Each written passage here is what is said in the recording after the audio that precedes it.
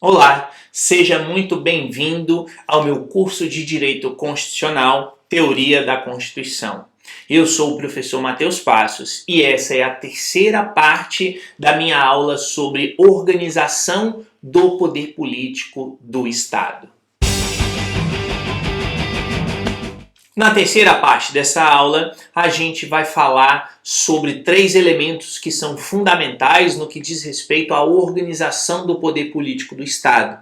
A gente vai falar sobre a representação política, vamos falar também sobre o modo de designação dos titulares dos cargos dentro dos órgãos do Estado e, por fim, a gente termina falando sobre a legitimidade dos governantes. Então, começando pela ideia de representação.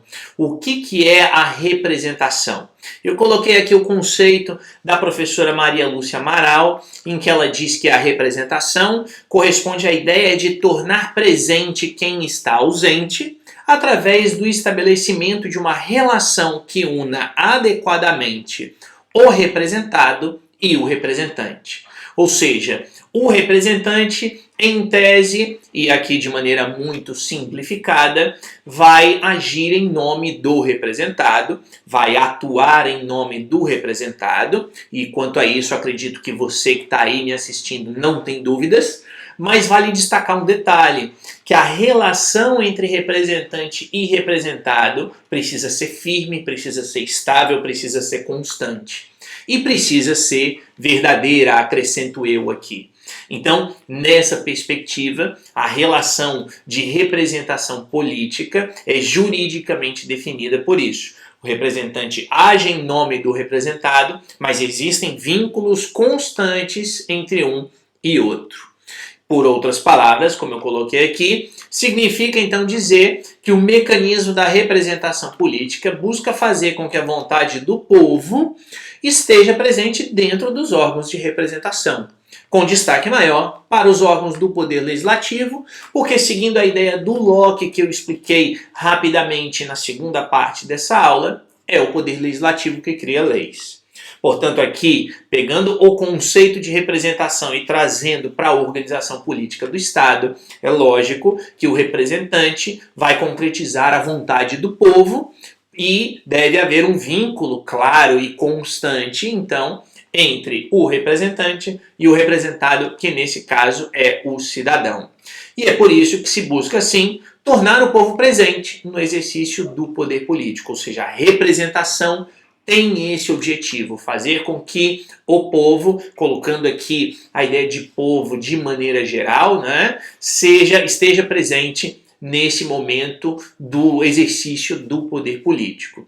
Eu não vou entrar aqui no mérito do conceito de povo, eu já fiz a definição jurídica do conceito de povo na segunda aula desse curso de Teoria da Constituição, eu vou deixar o link aqui embaixo para você, e também eu tenho uma playlist no meu canal no YouTube que fala sobre o que é o povo e o uso dessa palavra indiscriminadamente. Também sugiro a você que dê uma olhadinha nesses vídeos, o link também está aqui na descrição. Feita essa conceitualização, então, da representação política, eu pego aqui as palavras do professor Jorge Miranda, que indica que todo processo de representação precisa necessariamente ter esses três elementos que ele indica aqui.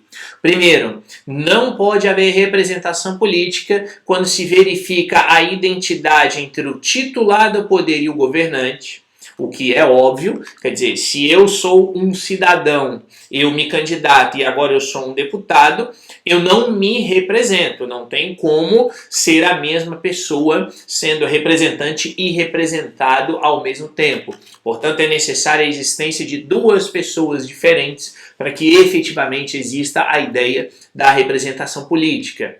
Segundo, os governantes representam toda a coletividade e não apenas quem os designou. E esse ponto é muito importante para que você grave aí na sua cabeça. Aprenda isso. Isso é fundamental em um regime democrático. O representante está representando a toda a coletividade. Ele não representa só aquele nicho que o elegeu. Ele não representa só o seu próprio eleitor, digamos assim. Ele não representa a maioria que venceu. O representante representa a todos. Do ponto de vista jurídico, quando alguém é eleito, esse representante está representando a todos. Juridicamente, portanto, uma vez que ocorrem eleições e alguém é eleito, este alguém está representando toda a coletividade. Portanto, não existe e não pode existir, do ponto de vista jurídico, a ideia de que o representante vai representar apenas uma parcela da população, uma parcela da sociedade. Até mesmo porque a gente não vê isso na prática. Vejam, um deputado federal cria lei só para um grupo específico, ou seja, o deputado federal vai para a Câmara dos Deputados em Brasília e diz: eu vou criar uma lei que beneficie só quem me elegeu, ou que, entre aspas, prejudique quem não votou em mim. Isso não existe. Ou seja, juridicamente esse ponto é fundamental. Repito, grave isso, guarde isso aí na sua cabeça e não se esqueça disso nunca. Todo representante deve representar a vontade da coletividade como um todo, e não de uma parte ou de outra. E o terceiro elemento que o professor Jorge Miranda traz é que não pode haver representação sem eleição, óbvio, né? Ou seja, quando estamos falando do constitucionalismo em um sistema contemporâneo, né, em um Estado constitucional contemporâneo, não se pode falar em representação política sem eleições. Portanto, esses três elementos são fundamentais para a existência de uma representação política.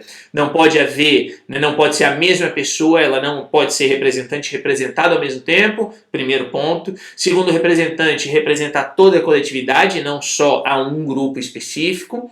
E o representante precisa ser eleito ou precisa se tornar representante com resultado ou devido ao resultado das eleições. Nessa mesma perspectiva, o professor Alexandrino vai dizer então que na representação política o mandato envolve uma competência genérica para agir em todos os assuntos da polis, que é aquela ideia que eu falei anteriormente, né, de que o representante atua em nome de todos, e não só isso, não apenas ele atua em nome de todos, mas ele atua em todos os assuntos que digam respeito à coletividade.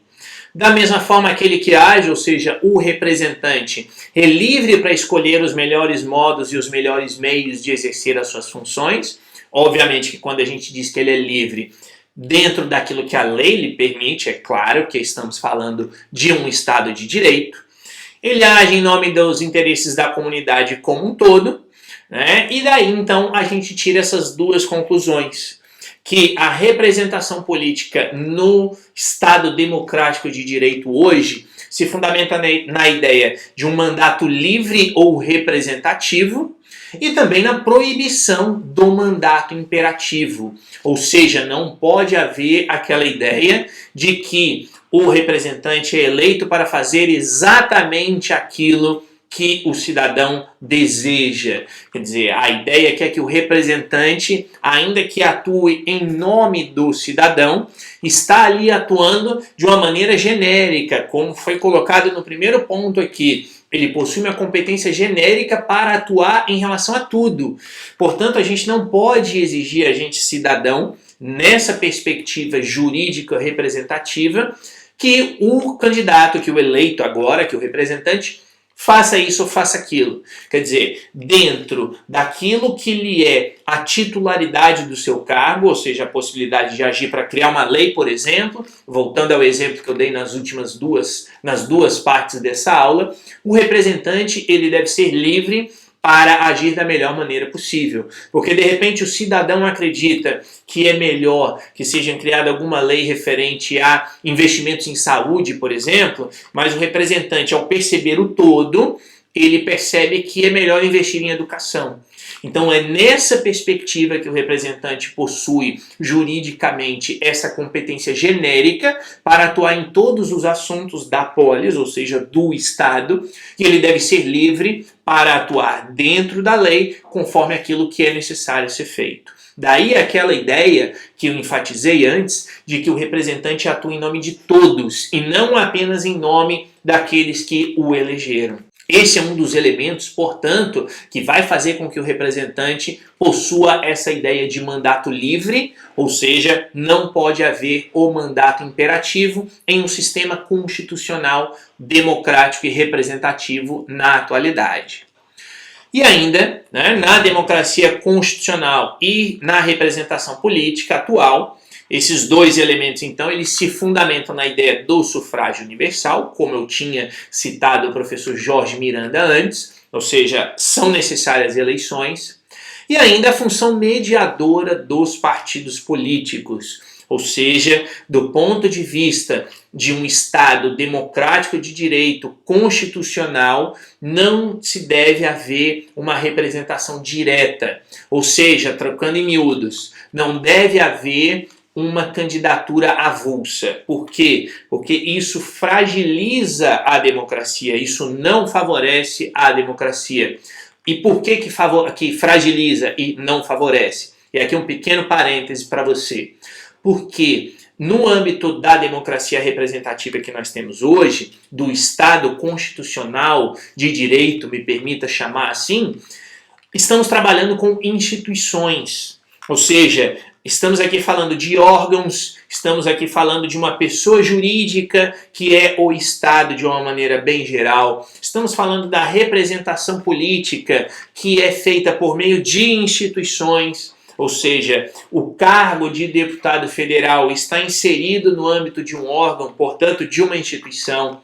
O que eu quero que você perceba é a democracia hoje, em um Estado constitucional de direito, e de novo me permita a redundância, se fundamenta em instituições. Portanto, são instituições que devem representar o cidadão e essas instituições são os partidos políticos. E não pessoas. Nós não podemos hoje ter uma representação personalizada. Lembre-se do que eu falei na primeira parte dessa aula. A teoria do fisco criou a responsabilização do cidadão que exerce um cargo no Estado, por um lado, separada do próprio Estado como instituição. Portanto, se o Estado é uma pessoa jurídica, se o Estado é uma instituição, e se o cidadão precisa ser representado no âmbito dessa instituição, quem irá representá-lo não é uma pessoa física, é a pessoa jurídica do partido político. É por esse motivo que a organização do Estado, do poder político no Estado moderno, um Estado que se baseia no princípio democrático e que se fundamenta em uma Constituição, pressupõe a existência de partidos políticos que são instituições que irão representar o cidadão. Nessa perspectiva, repito, não é cabível a existência de candidaturas avulsas para representar o cidadão, senão a gente voltaria àquela ideia do Estado absolutista. Quer dizer, eu não estou dizendo que numa candidatura avulsa o eleito, o eventual eleito numa candidatura avulsa se transformaria em ditador, não é isso. Mas é que nessa situação não haveria a separação entre pessoa física do cidadão ali, do representante, e a pessoa jurídica da instituição que efetivamente o representa. Então, nesse contexto, do ponto de vista jurídico, quem representa o cidadão é e deve continuar a ser o partido político. Depois a gente passa aí para os modos de designação dos titulares. Se você ainda não viu o conceito de titular, o que é o titular, dê uma olhadinha na parte anterior dessa aula, eu deixo o link aqui embaixo na descrição para você. De todo jeito, a gente tem aqui, conforme o professor Jorge Miranda, algumas formas de designação dos titulares Eu vou fazer aqui um apanhado delas. Então, existe aquilo que o professor Jorge Miranda chama de designação por mero efeito do direito. Ou seja, a lei diz é assim, ponto final. Seria a hereditariedade, o sorteio, a rotação, a antiguidade e a inerência. Ou existe ainda a designação por efeito do direito e da vontade.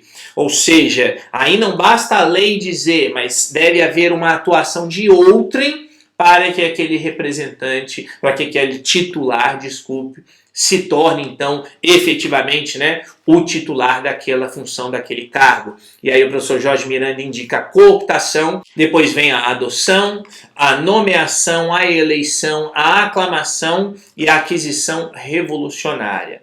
Eu não vou entrar no mérito de todas elas, vou apenas aqui passar a ideia de algumas para que fique claro para você. Então, voltando aqui, herança. Por que a herança é uma designação de um titular por mero efeito do direito? Porque aquele que herda não precisa exprimir a sua vontade. E aí a herança, todos nós conhecemos, até coloquei aqui, O novo titular ocupa a posição do sucessor hereditário após a morte do titular antigo. Acredito que você já saiba disso. E o herdeiro não precisa fazer nada. Quer dizer, ele não precisa exprimir a sua vontade para que ele tenha aquele direito, Ou seja, de maneira aqui também muito genérica e sem entrar nos detalhes do direito civil, o pai morreu, a herança vai para o filho. Grosso modo seria isso. Então, nesse sentido aqui, a herança ela viria em um estado absolutista, por exemplo. O rei morreu, automaticamente o seu filho príncipe se transforma no novo rei. Claro que não estamos falando dessa situação no Estado constitucional de hoje, no Estado democrático. Então, os titulares não seriam escolhidos desse jeito. Agora, lembrem-se que aqui eu falo isso no âmbito do Brasil, porque, por exemplo, no âmbito do Reino Unido, é assim que funciona. Quer dizer, quem vai ser o titular da chefia do Estado no futuro, quando a rainha Elizabeth vier a falecer, será o seu filho. É a questão da herança, ele será o novo titular ali da chefia do Estado britânico, no caso. Depois a gente passa para a inerência, aqui também um outro exemplo de uma designação por mero efeito do direito, é aquela situação em que o novo titular o será por já ser titular de algum outro cargo. Então, por inerência, ele se torna titular daquela outra função. Depois a gente passa aqui para os exemplos, para 3 exemplos aqui, que dizem respeito à designação dos titulares por efeito do direito, mas também por expressão da vontade. E aí vamos primeiro falar da cooptação. A cooptação, no caso português, é o quê? Ou corresponde à designação do titular de um órgão colegial por outro ou outros titulares do mesmo órgão. Trazendo um exemplo para o caso brasileiro. Se os juízes de um determinado tribunal qualquer escolhem dentre eles quem será o presidente daquele tribunal, isto é chamado, no caso português, de cooptação. Ou seja, existe a regra jurídica, por isso é uma designação pela vontade, pela força do direito, e essa regra então vai definir que o novo titular, o novo presidente será escolhido dentre todos ali presentes, mas aqueles que estão presentes precisam então indicar ou escolher, eleger um novo titular. Depois disso a gente tem a nomeação, que aí a nomeação também é bem simples, a designação de um titular por efeito da vontade expressa, nesse sentido, por um outro órgão, seja esse órgão singular ou colegial. E também outra forma aí de designação dos titulares diz respeito à eleição, que corresponde à designação que resulta da expressão dos votos de uma pluralidade de sujeitos. Depois disso, e para terminar aqui essa parte dessa aula, a gente vai falar agora sobre a legitimidade dos governantes. Então, primeiro entender aqui o seguinte, que eu estou falando de legitimidade, claro, de um presidente, de um deputado, de um governador, governante, mas uma legitimidade também no âmbito do funcionalismo público, do servidor público, porque o chefe de uma seção, ele, entre aspas, é claro, será aqui um governante. Por isso que eu coloquei aqui, entendendo-se aqui a palavra governante em uma perspectiva ampla. Vale então aqui lembrar que a legitimidade está diretamente relacionada às bases do poder político. O que, em outras palavras, significa dizer que a legitimidade depende do grau de aceitação do subordinado. Ou seja, se eu tenho um presidente da República e eu tenho o cidadão, vamos colocar assim dessa maneira bem genérica para que você compreenda mais facilmente. Quem é o subordinado nesse caso? Em tese aqui é o cidadão, eu estou colocando o cidadão como subordinado. Então a legitimidade do presidente depende de quem? Depende do presidente? De jeito algum. A legitimidade depende do cidadão. É o cidadão que define a legitimidade do presidente, por quê? Porque se esse cidadão tiver um grau de aceitação elevado em relação ao presidente, ou seja, ele aceita, ele concorda, ele apoia o presidente, portanto a legitimidade do presidente será alta. Agora, quando esse cidadão não apoia, ele é contrário, acha que o presidente é ruim, a legitimidade do presidente é baixa.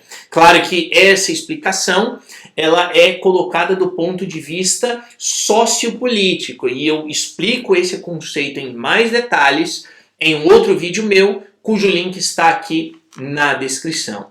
Um outro tipo de legitimação é a legitimação jurídica. É aquela legitimação que o Weber chamou de dominação racional legal. Ou seja, o presidente é legítimo frente ao cidadão porque lá atrás o cidadão elegeu, ou seja, seguiu as regras, seguiu as normas e escolheu aquela pessoa como presidente. Daí, se estando o presidente no exercício das suas funções conforme a legislação diz, o presidente ser legítimo.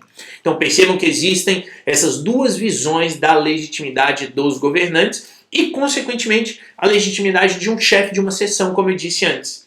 Por um lado, existe aquela legitimidade que é garantida pela lei, ou seja, a lei diz que o titular daquele cargo o é porque foi eleito, por exemplo, ou porque foi nomeado, ou porque por algum motivo está ali exercendo aquela função de chefia. Então isso é a legitimidade jurídica, digamos assim. E por outro lado existe a legitimidade sociopolítica, né, ou social e política, que é o grau que corresponde ao grau de aceitação que o subordinado tem em relação ao seu superior. Então é isso, pessoal, eu vou terminando essa aula por aqui, essa terceira parte dessa aula, para não ficar muito longa para você. Espero que você tenha entendido o que eu coloquei aqui. Se você tem alguma dúvida, deixe aqui nos comentários que eu vou responder para você. E não se esqueça de curtir e compartilhar esse vídeo e de se inscrever no meu canal no YouTube, para que você seja o primeiro a receber as notificações das próximas aulas que eu vou disponibilizar para você. Muito obrigado por ter assistido, um abraço e até a próxima aula.